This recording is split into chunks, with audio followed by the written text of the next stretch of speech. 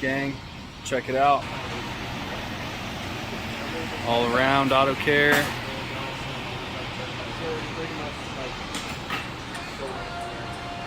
Woo.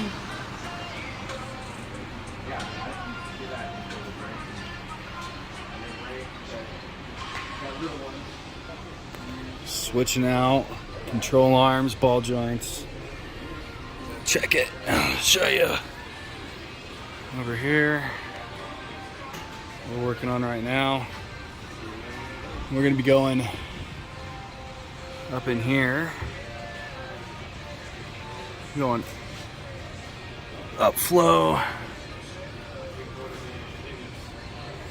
We're gonna be switching out, or not cats, I'm sorry.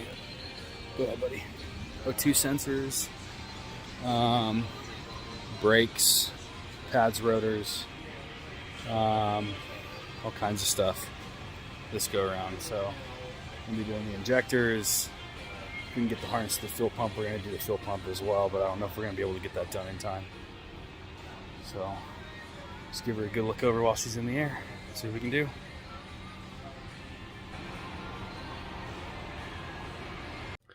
So I stopped recording that video and I walk away from my truck. I just hear, oh shit.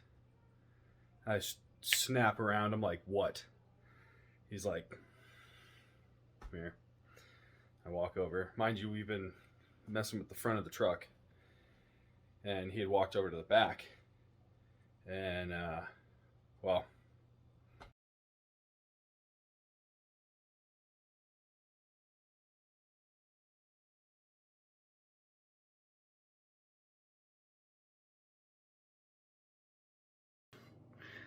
we'll get it fixed. It is what it is. It's part of playing race cars, right? I think this suspension honestly was too soft. I think I bottomed out, hitting a pothole or something, and tore it. We'll get it figured out. So, more to come.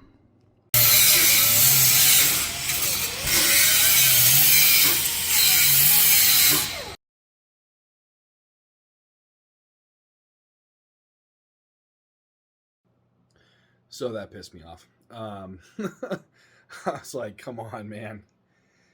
So we get it fixed. I reach out to Vas and I'm like, hey, you know, what's going on?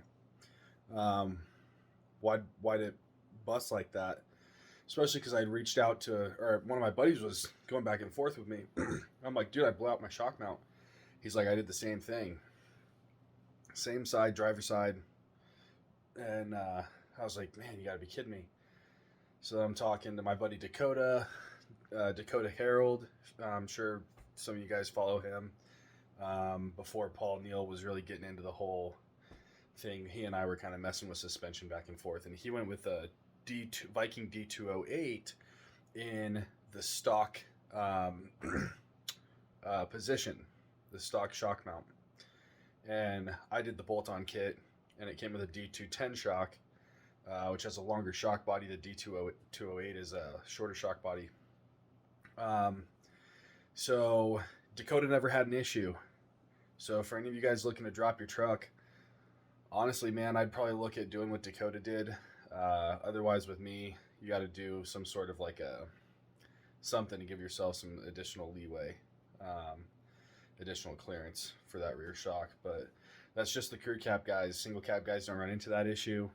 The other thing that I had found out, obviously, by trial and error, by doing the Vas drop kit, was just being a 4x4 to avoid the camber.